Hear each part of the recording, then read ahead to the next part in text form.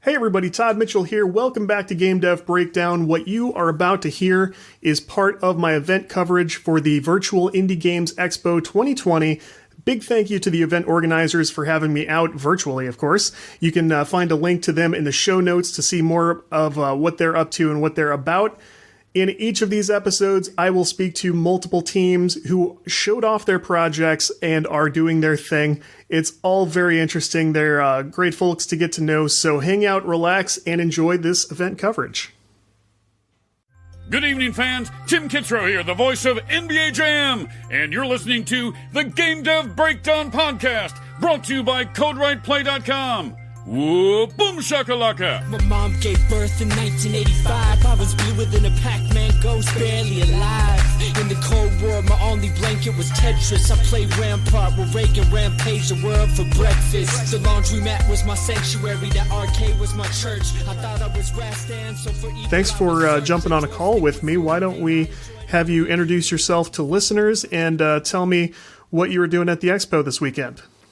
All right. Well, my name is Evan Stites. I'm a indie game developer, software engineer, gamification person, pretty much anything with the word game in it, I do.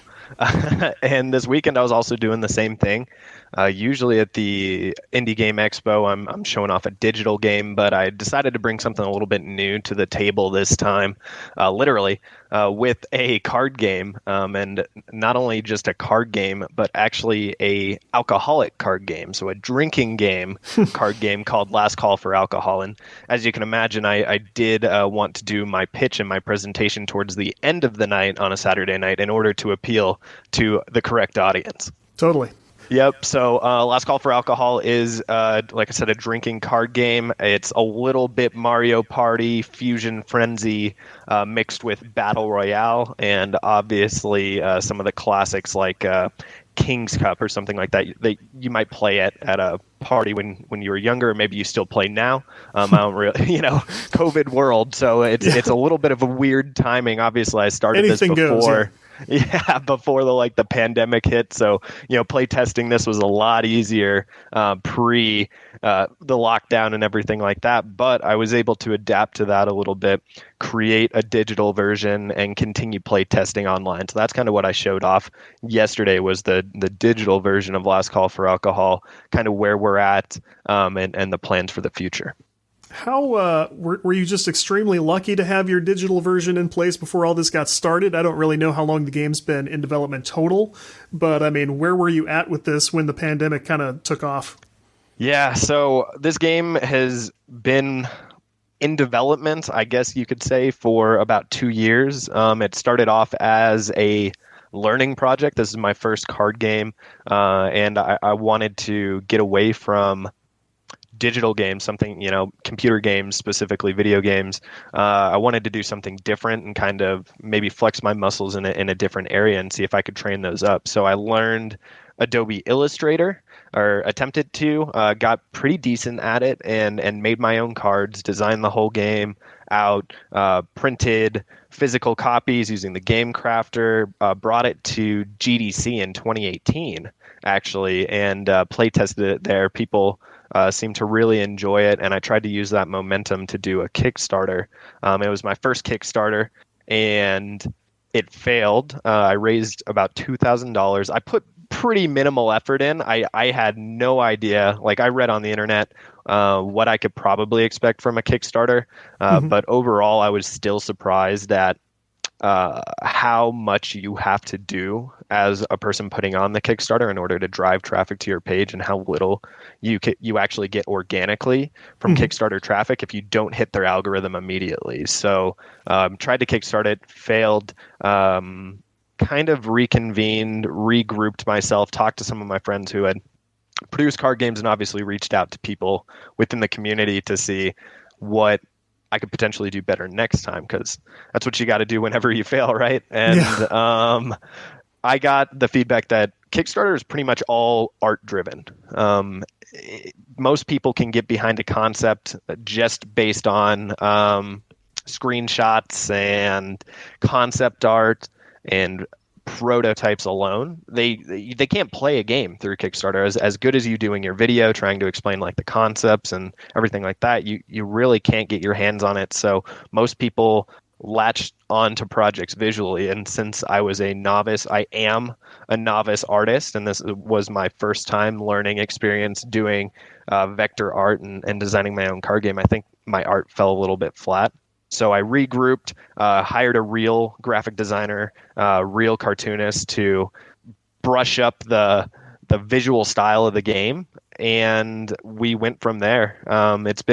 It took probably 6 to 8 months for all the art to come through, revamped that in, got it in, started prototyping, I would say, right before the pandemic hit. So maybe December 2019. I guess. So 1 year ago, I had a new art style, new cards in, obviously iterating this entire time on the game itself, but getting it into a comfortable spot.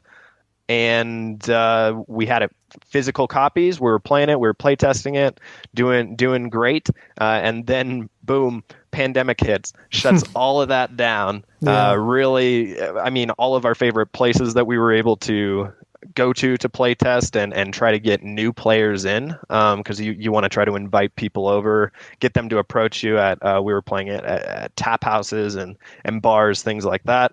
Couldn't really do it anymore. And honestly, it was pretty discouraged by that. Let it kind of fall to the wayside for probably about 4 or 5 months until the middle of this summer, where I discovered a piece of software called ScreenTop.gg. It's a web app. It's really, really good for creating 2D tabletop game environments. It's like I would say a web app version of Tabletop Simulator. Nice. Definitely focus more on the 2D version of it, and it's free. That was a big thing for me, is being able to just send a link out to the people in my Discord or send it out on Twitter, have people come to me and not have to download something new or pay for something. They just want to come in and play the game. I think that's the easiest way to get play testers and to iterate quickly. So that was important for me. It took me, I would say, 2 weeks probably to first go through the tutorials on ScreenTop.gg and figure out what exactly could be done and how to do it, and then port over all of my assets that I already have into like the digital version. And we've been playing in and iterating now for probably about 5 months using that software. And honestly, it's been going great. And I think in the future, I will start off with digital prototypes, just because of how quickly you can change rules and components and cards. You could do it almost in real time, and being able to just quickly go through that feedback loop cycle every weekend essentially is just so beneficial to the process. And 2 weeks isn't bad at all. That's not bad. Yeah, I think I got a little bit lucky with my components. I designed them using Component Studio, or put them together rather using Component Studio, which is another software web app. This one is created by the people who you make the Game Crafter. So what it does is it essentially allows you to put in variables. I'm a programmer as well, so it allows you to pretty much configure variables on one side and then import those variables into programmatically create your cards.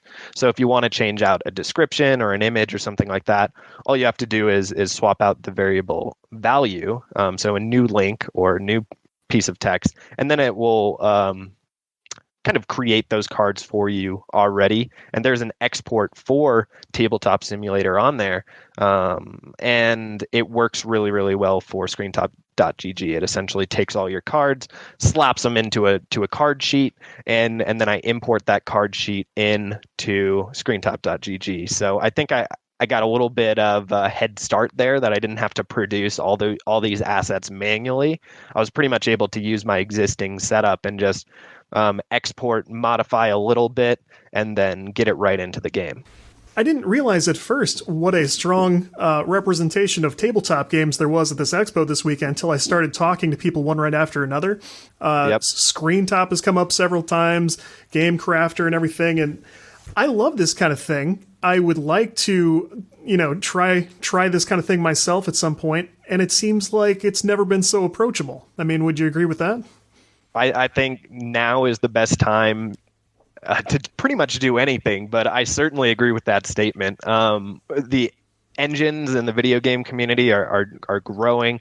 Godot's raising in popularity and polishing out. Obviously, Unity and Game Maker Studio as well as Unreal have all been very approachable from the video game side, and I think we're seeing a similar rush of awesome tools on the card game side. I'm a little bit new as well to this. Obviously, my first tabletop game, and I got to tell you, I love it. It's such a unique game design constraint for yourself, an environment to be in, to force yourself to kind of think out of the box and think from a different perspective, because you have so many more physical limitations to what you can do and what you can design compared to traditional video games. And I think because these tools are maturing, they're starting to get to a point where you can pick it up and build a prototype in 2 weeks or something like that. And also the accessibility of getting physical prototypes on short return, kind of like at the Game Crafter as well. You're now just able to. It used to be kind of an exclusive group of people who you'd have to go to your local D&D shop to get some play testers or figure out how you can get prints and get advice from people. But now there's just so many resources available online and information available online that dipping your feet in is something that can be done pretty easily. And obviously that's the first step. Right as you get your toes wet a little bit, it's not as scary. You can take the plunge, and I'm really happy that I did. Yeah. Is it awkward at all to test a game with a drinking component? Oh my gosh. That is a great question. When we were testing the physical component, when we first started, obviously I'm super hyped to be playing all the time. Right as you get something kind of workable as a game developer, there's this euphoric feeling of, I want everybody to play this. Like, I've finally gotten it to a point where I want to show off. And I feel like this is probably the same for every creative. Like, your song has made it to this point, your painting's finally workable. Like, I just want to show it to everyone and see what they think of it and if they get the same feeling that I do. And so obviously I had that for Last Call for Alcohol. We started playtesting just within my group. I tried to get people involved around me. And because of the alcohol component, that is a lot of drinking. I never like I'm more of a casual drinker, somebody I will go to a tap room and have a couple beers and talk and hang out and play games. Love doing that. And have a whiskey sometimes at home. Just need one, late at night. But I certainly wouldn't consider myself somebody who just goes to the wall every single time, lining them up, shooting them, and then just getting blackout drunk every weekend. But when you're playtesting a game with an alcoholic component and people are enjoying it and you're enjoying it, you find yourself getting there pretty quickly. And not only that, but also consistently. Because if I'm playing on Friday night and then I have some friends who want to play on Saturday night, it's like, oh, well, I drink Friday night a lot, but gotta play, gotta teach. And then, so I was consistently maybe 2-3 nights a week, drinking more than I normally would, just because of the game, just because of the play testing and kind of like this, system that I created for myself. And I knew that the market, this was the market that I wanted to try to hit. And I'm happy to be in it, but I definitely did have to take a look in the mirror and be like, all right, I don't have to play every game. I can observe from the side. Maybe I can take a few weekends off. And it did take me a little bit to realize that as I'm playing this game, I'm forming habits that I probably wouldn't want to be forming. So that's definitely one of the negatives that came through this that I wasn't aware of when I jumped into it. Sure, yeah. Potential long Kickstarter campaign followed by a rehab campaign of some kind, perhaps. Exactly. And sometimes as an artist, you need things like that to produce your best content. So maybe I have my next game is somehow rehab related and making sure that you drink more, stay hydrated all the time and stay away from drugs and alcohol, or drugs in general. Yeah, yeah. So outside the bar, what are some of the games you like to play? I mean, that have kind of informed your style of creation and design. I mean, what kind of, and this could be video games or board games. I mean, what's the stuff that really sort of motivates you? Yeah, I have been a League of Legends player for probably about 10 years. Oh, nice. Have been mostly a competitive game player. I played a lot of Mortal Kombat when I was a kid. I had a Sega Genesis, so I'm definitely Sonic inspired. I love my 2D platformers. I love soundtracks to games. I find myself listening to late 90s video game sounds while I'm working all the time. Nice. And so that's kind of my go-to when I'm playing casually. I really do like the nostalgic games, the 2D games, Mutant League Football, Mutant League Hockey, all of these from the classic era when I'm playing single player. But when I'm playing on my PC or playing with my friends, I prefer competitive games. So like I said, League of Legends has been my go-to for a while. I've kind of fallen out of love with that. It is a young man's game. I'm still a young man. I just turned 28 like a month ago, but I got to tell you, it takes so much time, so much reading and practice to keep your skills up at a competitive level. And I just haven't been able to invest that, especially with developing games on the side and playtesting Last Call for Alcohol and having these different priorities. It's been really hard for me to stay in tune. So I think that how it relates into my design style and some of the philosophies that I've adopted is every game that I create, I always want to have strategic depth. I always want to have the ability for somebody to be able to learn the game and potentially play it better than somebody else. And that's because that's what I like. And I think a lot of you see people create the things that they want to see out in the world. And so this game, Last Call for Alcohol, it's very approachable. I needed it to be, right. It's a casual game. It's a bar game. And on top of that, it needs to be pretty simple because when you're drinking, you can't have these complex mechanics. Nobody's going to remember them. Nobody's going to read them. It really does have to be something that they can pick up, hopefully play one, like understand or feel like they have a pretty good grasp on it immediately, play through it one time, and then they're good to go. It never needs to be explained to them again. And so it was a pretty unique challenge trying to incorporate depth into the game and incorporate competitive mechanics into something that has to be so simple and so approachable just by nature of how it exists. That makes good sense. You're clearly a prolific designer or developer of games and game things. So, Yep. I mean, tell me a little bit about, your background and some of the other work you've done. Sure. So I have a educational background in computer science and specifically human-computer interaction. People who don't know human-computer interaction, it's essentially the psychological aspect of how people interact with things on a computer, such as games, apps, anything like that. I've been always fascinated with what makes people tick. I feel like psychology would have been an okay way to go, but this is like the best mix because I love games.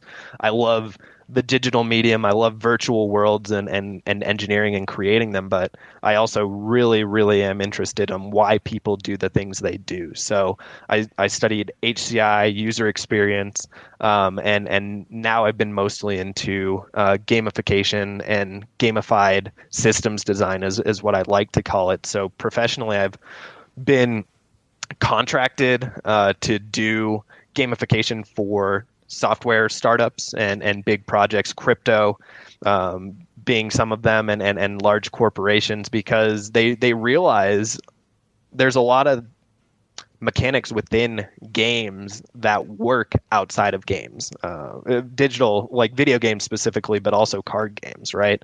There's a reason why we all are picking up games in our free time and playing them, whether they're the card game or your mobile, Call of Duty Mobile or something like that, League of Legends. There's a reason why most of our free time is spent doing that. Additionally, I forgot about this, but also way back in the past, I have a traditional sports background, and so that's all games too. I've been picking up golf recently, and it's the same thing, the same mechanics everywhere, all throughout the world. And the guys in the gym and the guys sitting at the computer can all agree that like there's just something to that euphoria that you get when you have that task in front of you. It's laid out for you, and then you complete it, and that's what games deliver over and over and over again. And so professionally, I've tried to bring that into everything I do. So as a software engineer, starting off early in my career, I'm not really able to do that as much, but I've gotten to a point now where I work for a startup called Tournament Kings, and we developed a tournament platform all on Discord. So if you're trying to host a bracket or run a large, we have a free bot, Tourney bot, that you can use to do that all in your Discord server. It doesn't need to go anywhere else. And Nice. Why that's relevant is part of what I do at my day job, and something that I incorporate in there is these elements of game design. Always trying to kind of sneak in these little things that want to make somebody come back. Leaderboard systems, little experience, little tidbits in software where you try to introduce the user in this case, because they're not players anymore, they're users. You try to introduce them to something that they can do, give them a goal to achieve, let them try to achieve it, and bridging that gap between kind of the software world and the gaming world, I think is where I want to be professionally, and kind of where a lot of my side projects and my professional projects have always aligned, is just making something more fun, making something more gamey. And so, I mean, I'm going to change my name to like game or something. I don't know. Everything that I've been saying for the past 22 minutes now, it's all game related, and I'm glad, but that just is what I enjoy, and everything around me, everything that I get into seems to always fall back into that comfortable space of game design and making experiences for other people that I hope are enjoyable. I like it. We clearly have a lot more we could talk about, so I hope you'll consider coming back sometime. In the meantime, why don't you let listeners know where they can find your work, find you, anything you got? Of course. Yeah, I appreciate you having me. Happy to be on at another point. I have nightmare.games is the website. You can subscribe there for notifications for when Last Call for Alcohol may be being produced physically or having a Kickstarter. So that way you guys can come in and join us. Obviously, I'm on Discord. That one's going to be a little bit harder to find, but search Nightmare Games with a K, and you will be able to find that one online. Twitter @PlayNightmare. And I online am found as Eki Yakov, ECKYYAKOV. Happy to talk with anybody about anything pretty much all the time. So reach out, and I'm looking forward to it. Well, congrats on the work with Last Call for Alcohol. Looks great so far. Can't wait to see how things go, and we will definitely have you back and check in, see how things are going later. Awesome. Thank you so much for having me.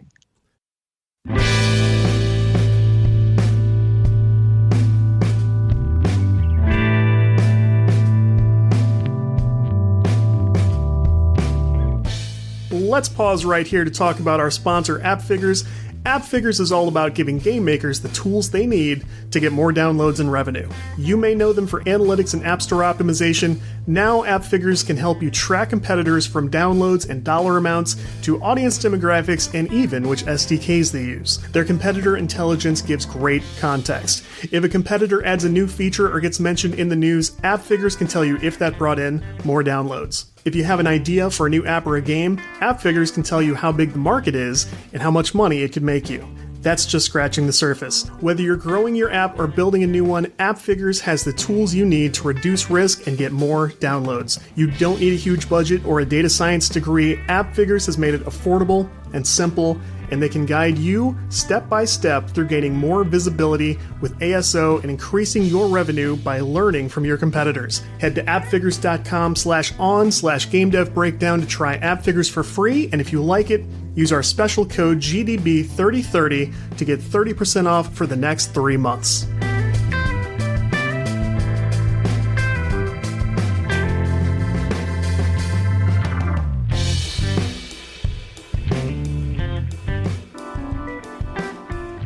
Okay, let's start by having you introduce yourself to listeners and let them know what you were up to at the expo this weekend.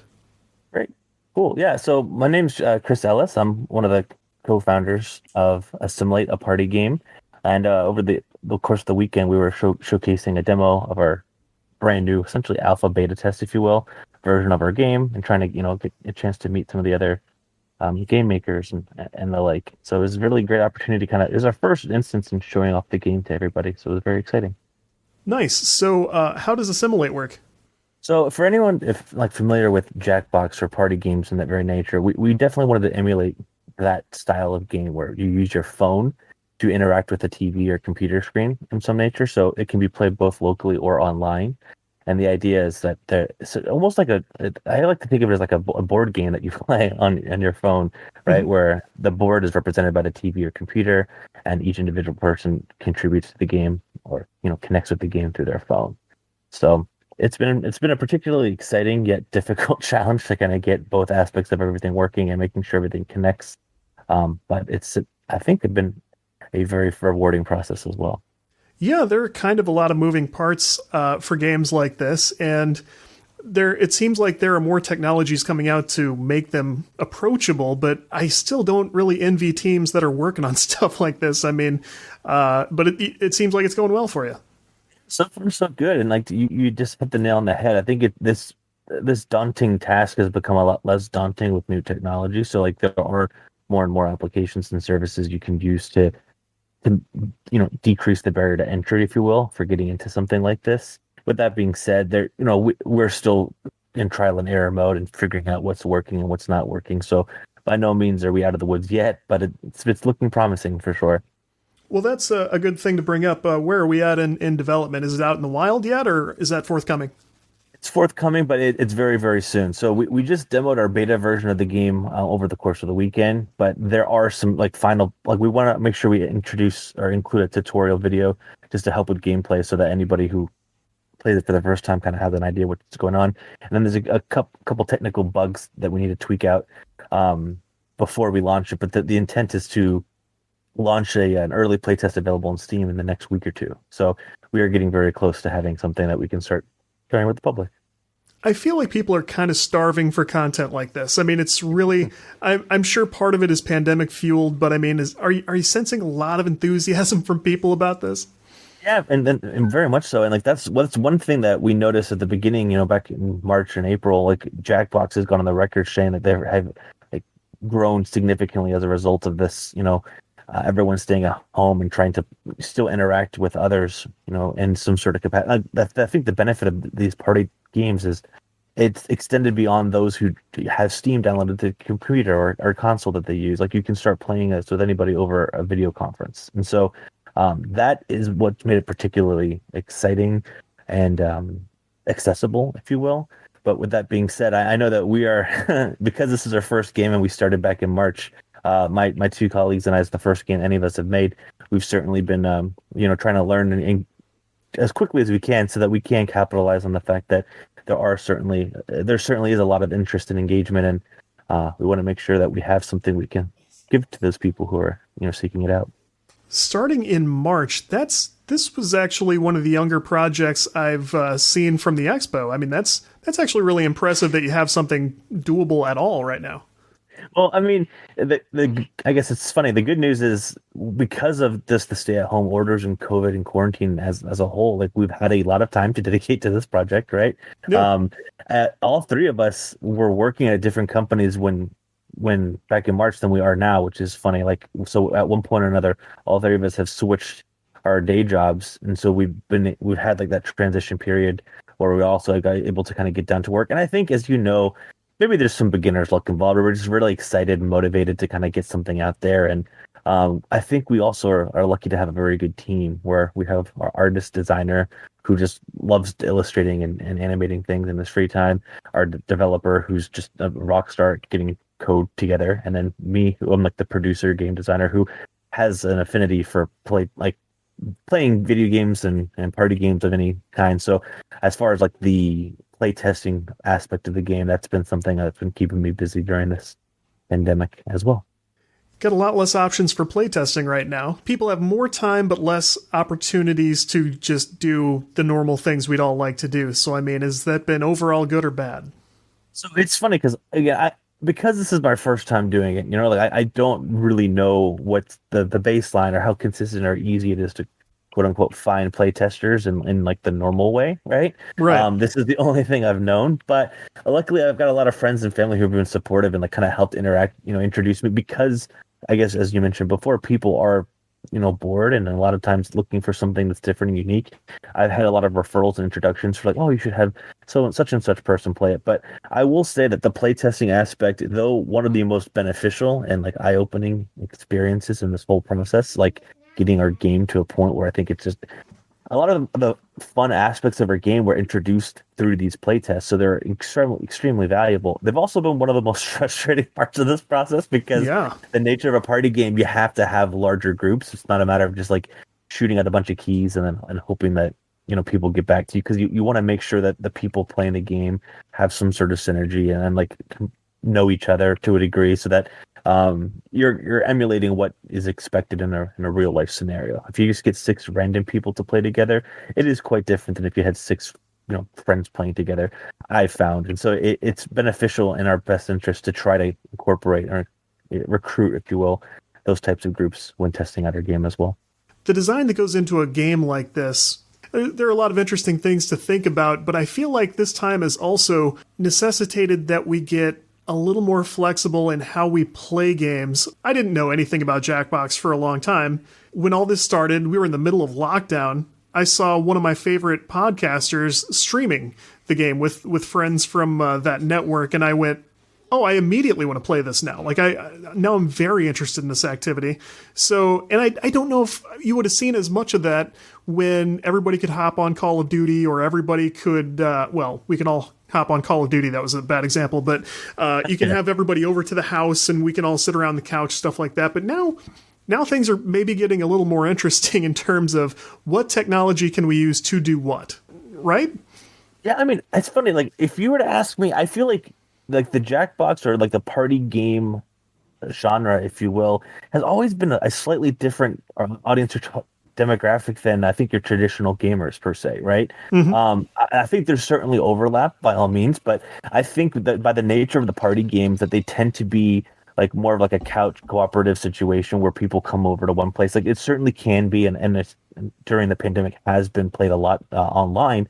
But I think I would expect rather that Jackbox has seen a majority of their traffic, or gameplay in the past, like in a more local setting, which I think opens it to being more accessible from quote unquote non-gamers, or people that don't play the Call of Duties of the world as often, if you will. So, by that very nature, I think because of the pandemic, you are seeing more streamers, playing these games online, and I think the audience is just getting bigger from not only those people who enjoy playing party games with friends and family, but also like true gamers who, to your point, were potentially playing a lot of the first-person shooters or a lot of the big narrative-driven games, are finding like the social aspect of these party games is becoming a little bit more endearing and sought after.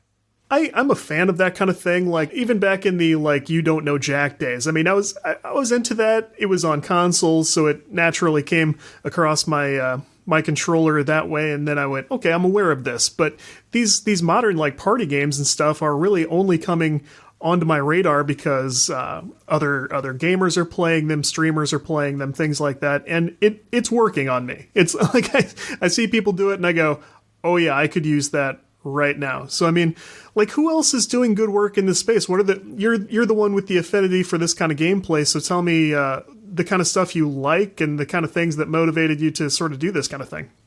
Well, we're definitely like Jackbox is clearly like the number one incumbent, right? Like they've been doing Sure. this forever. They just launched, I think, their 7th party pack, and so they are the gold standard, if you will, and like they can do no wrong in my book. I like the only issue I have with Jackbook is there aren't more Jackboxes. There aren't more Jackbox games, right? They're great. I think Among Us, though it's not used in the same capacity where like people interact with the phone and TV in quite the same way, is a very similar look and feel, and Sure. it is just as accessible in a lot of ways because they have the free app component to it. And so I think Among Us has actually done a terrific job at, I think, in growing this type of genre to a degree. So we have Among Us now. Even Fall Guys is also in that party game atmosphere. So this has been a particularly eventful summer for the genre. I think one aspect of Assimilate that is slightly different from most Jackbox games, while there are a few exceptions, is the social deduction nature, right? And so that's something that you will see in Among Us, or you'll see familiar in like more common board games like Werewolf or Mafia. And I think that to me is a particularly exciting intersection between like your traditional party games and your social deduction, like murder mystery type, what have you. So that's where I really like those social deduction games. My favorite board game of all time is Secret Hitler. And so there are definitely aspects of all these different board games that we're incorporating and trying to make this to this more digital type environment. And while there's some sort of killer games in this category, I bet there's not that much of a playbook in terms of design conventions and things like that. I mean, I'm sure to some extent you're sort of trying to forge your own way here. I mean, is that difficult or does it feel pretty comfortable? I think it is very difficult, right? Because at one point we definitely want to differentiate ourselves from Jackbox. Like we're not just trying to be like a carbon copy by any means, but Right. since they are the prominent player in the field and they have obviously figured out a formula that works really well, it's tricky trying to thread the needle of being unique and different while still making sure that the game is accessible and simple and easy. And there are limitations that we've learned, like our initial concepts of the mobile interface, for instance, were far more, I would say, exciting or like interesting, but as we started to play test more and more, just by the very nature of the fact that you don't know if someone's playing on an iPad versus an older phone versus a newer phone, like the requirements that vary so substantially because we are such a small team, we had to scale back some of like the more ambitious design elements, if you will. So it's tricky to finding that balance between something that's really easy to understand and simple to jump into, while also being nice to look at and visually appealing, you know? Absolutely. So coming into an expo weekend like this, how do you sort of prepare to give people a good feel for what you're doing and sort of attract eyes to it? I mean, what was your strategy there? Well, I mean, I think it's been very helpful because we've already talked about it before. Just like the nature of the party game is becoming a slightly more sought after, right? And so making sure that people know, hey, we are a party game was important to us. So that's why, quite frankly, we included it in the title. So we're Assimilate, a party game, because we want it to be very apparent that like, hey, this is what we're doing. This is what we're trying to make sure, we accommodate. And then all of the marketing imagery that we use for a game tends to promote both the TV and the phone side by side, so that you can clearly and quickly see that this is not a game that's just played on like your television or your PC, right? But rather it's got this multiple interfaces, which I think inherently piques your interest as to like, oh wait, is this an app game or a TV game? And then you find out, oh, it's technically kind of a little bit of both, right? So that was our intent, to try to help pique interest and get people to pay attention. And then by the very nature of showcasing a demo and getting something, I think that people can play remotely in a simple capacity was also something we wanted to highlight. So that's why we were really excited about having the demo opportunity. People did not shy away from this at all. I mean, there were a lot of, as you saw, there were multiple board game creators, card game creators. I think games of all kinds were represented really well at the event, actually. So Yeah. I'm impressed by that. That's always encouraging, whether it's a regional thing or a big. I've covered VR events basically all year, and it's nice to see that kind of variety and people coming out to go, hey, we're still doing X. This kind of thing is still coming out, and it's something you can look forward to. This, of course, very wide appeal, whether we stay on lockdown for another 3 years or whether we go right back out in a number of months and go back to our lives. This seems like it's going to have some staying power. So, I mean, are you hoping that you'll get to release this and then continue working on it, or do you want to move on to something else? I think a little bit of both, right? So we definitely have all these aspirations of like things we'd like to add and tweak and change about the game and like our long-term vision. But we also know that we've got other exciting concepts for games as well. So this is just the first of hopefully many that we'll be launching with this like studio. So when we do eventually launch it, which we're planning to have or the expectation and the goal is to have something a little bit more finalized come February, maybe March. The goal is to have like our game at, if not 90%, 95% capacity, and then have another, couple seasonal updates, if you will, or DLCs that we can add soon thereafter.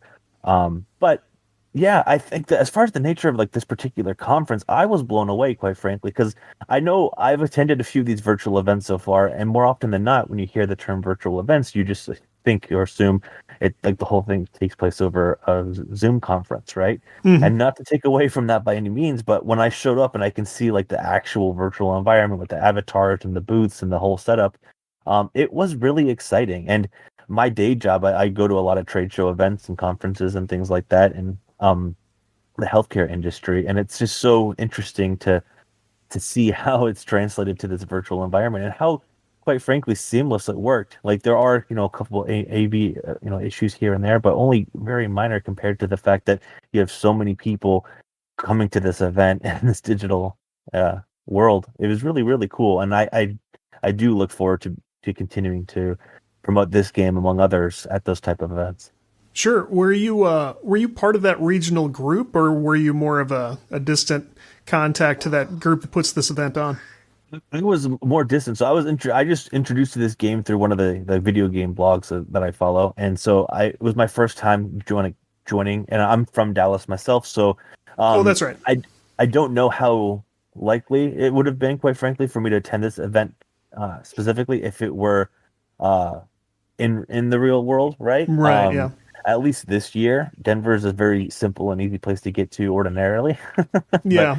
That's why, and I also know that we had some friends from Australia and things like that were able to attend. So it was really cool to kind of get that reach, if you will, through this event. And I think that's one aspect that I hope carries forward in the future, where I do believe that there's a lot of inherent value in regional events where you get to meet people in person. But I also think that there's a really cool and exciting opportunity to interact with game makers from across the world. And like I do believe that these virtual events help make that more possible. Yeah, I like that. And during the booth crawl, that was something that kind of made me laugh a little bit. We got to a certain booth and they went, "Where's so-and-so?" And somebody was like, "Well, he's from Japan, so I think he's probably asleep." Yeah. Yeah. I mean, and it's going to happen. I think that's part of it as well. I'll be attending like another event that's based out of England come February. And I know that like my essentially like onboarding call or whatever I had to wake up at 4:00 in the morning just to make that. So time zones are certainly some issues, but that's also part of the appeal, I think, is like being able to accommodate your schedule in the event that you couldn't go to something because you have a 9-to-5 job. But if it happens to be before or after that time frame, maybe you can make it work, It is. I think the fact that we're in this VR space, we're walking around doing this thing, and the idea that being reminded that someone else is, across the world, and it makes you take pause for a moment, I consider that this thing succeeding. I think they did a good job of making it feel like we're at this somewhat more intimate thing than a Zoom call or, just a Discord event. Or you could have done any number of things, but for us to all go like, "Oh yeah, these people are all nowhere near each other, really." So I think that was well done. Absolutely. I thought so as well. I thought that was very exciting and very cool just to be around that environment and it was also interesting how like the closer you get to some of the other participants, the louder they become, as if it were, real. Like I thought that was also super fun. So you can like be walking around the conference floor and like hear conversations, and it allows for that organic like networking that you would get in a real, situation. Whereas if it was just one big conference call where everyone's muted, you certainly wouldn't get that, Yeah, and I liked the random avatar selection because I met somebody and was having just casual conversation, and their mic cut out at one point, and it took us a minute to figure it out, and through a series of nods and gestures, I was able to communicate, like, your mic is no longer working, and okay, so they disappeared for a minute, and someone, before they said the name, someone with a drastically different appearance came up to me, and after a second I heard, okay, I'm back. I just had to kind of laugh at that. A lot of funny stuff happens at these things. Yeah, that is really funny. I know I accidentally joined twice, and so at one point I had two different avatars that were both me, and I had like two different conversations, and so I had to abruptly close one and like make sure I explained what happened. It was really random. That's good stuff. So let listeners know where they can find your work and the game and whatever else. So I mean, you can follow all of our social channels at Assimilate TV. We're probably most active. We post a lot on all of them, but we're probably most active on Instagram as far as like DMs and what have you. Our website is friendshipisfun.com. That's our studio called Friendship is Fun. Nice. And we do have a Steam page where you can go and wishlist the page. As I mentioned before, we are likely be launching our early access version of the game, or the playtest version, available in like the next week or two. So it's certainly worth following us if you're interested in trying out a new Jackbox-esque party game with some friends and family. It sounds great. Congrats on all the early work. You're clearly knocking it out of the park, and this seems like it'll be a lot of fun. So we'll be following this, and I'll hope to have you back later on, and we can sort of talk about how it's going. Love to. Yeah, thank you so much for having me. It's very exciting. I'm very happy to be involved. Thank you so much to our guests. If you enjoy the Game Dev Breakdown podcast, I would love to have you subscribe on the platform of your choosing. Hit that follow button on Spotify, drop a rating and a review on the Apple side. We have show notes at CodeWritePlay.com. We are all over social media at GameDevPod on Twitter, at CodeWritePlay, and me, Todd Mitchell, at MechaTodzilla, 1D and 2 Ls. Love hearing your feedback. Reach out with topics, what's on your mind, what you're up to, and we love talking about that stuff too. So, more next time. Take care of yourselves out there. Keep working hard, keep making us proud, and I will catch you next time.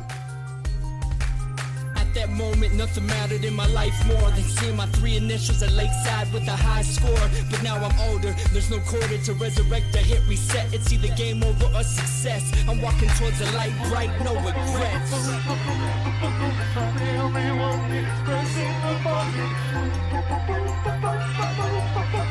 It's just me,